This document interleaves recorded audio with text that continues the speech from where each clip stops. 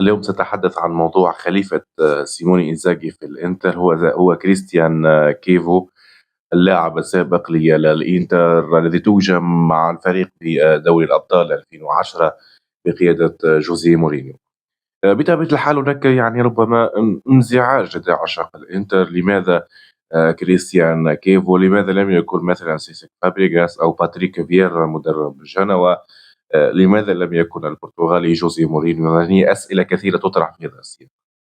في البداية أعتقد أنه إدارة الإنتر بقيادة بيبي ماروتا كانت متجهة أكثر إلى مدرب يعتمد نفس أسلوب سيموني إنزاغي وأيضا نفس أسلوب أنطونيو كونتي، بما أن النادي تقريبا من سنة 2019 منذ استلام أنطونيو كونتي الفريق يلعب بخطة 3-5-2 ولا يمتلك أجنحة في الفريق، وتقريبا جل لاعبي الإنتر لاعبي منظومة وتعودوا على هذه المنظومة. إمكانية التغيير في ظرف 5 أو 6 أيام أو 10 أيام قبل كأس العالم للأندية بمدرب بخطة أخرى غير منطقية في اعتقادي، إضافة إلى أنه الإشكال الآخر أنه الإنتر كان يعني مُجبر أنه يشتري أجنحة لتغيير الخطة مثلًا كما يريد سيسك فابريغاس، وهذا أعتقد غير ممكن نظرًا لميزانية النادي وأيضًا للوقت الوجيز.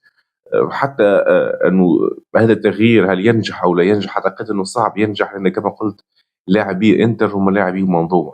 جل لاعبي الإنتر لا يمكن أن ينجحوا في خطة أخرى إلا 3-5-2، إلا ولو تحدثنا أنه سيغير يعني المدرب كامل الفريق، وهذا سيأخذ وقتا وميزانية، وهذا غير ممكن طبعا في كل الأحوال. لهذا هو كريستيان كيفو مدرب يعتمد على خطة 3-5-2.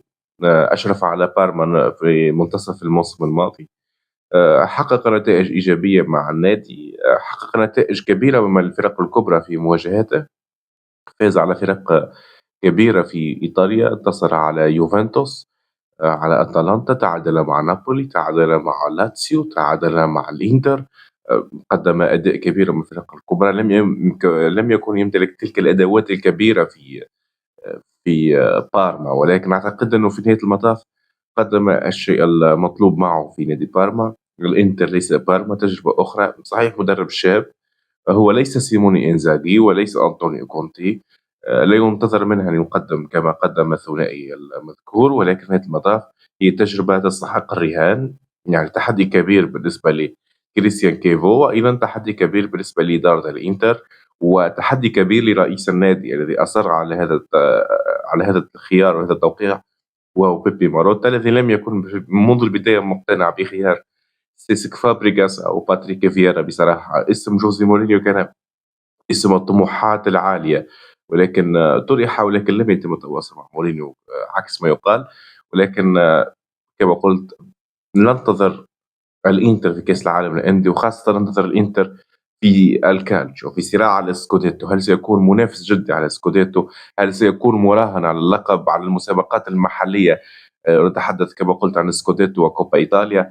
هل سيكون مراهن وجيد في دوري الأبطال؟ لا أقول مراهن على اللقب، لأن الإنتر وصوله مرتين للنهائي معجزة كروية فعلها إنزاغي، ولا أعتقد أنه بنفس الإمكانيات يمكن لمدرب آخر أن يصنع ما صنعه الإنتر إلا سيموني إنزاغي. هذا رأي شخصي. ننتظر الأيام لنعرف هل هذا الاختيار صحيح نعم أم لا.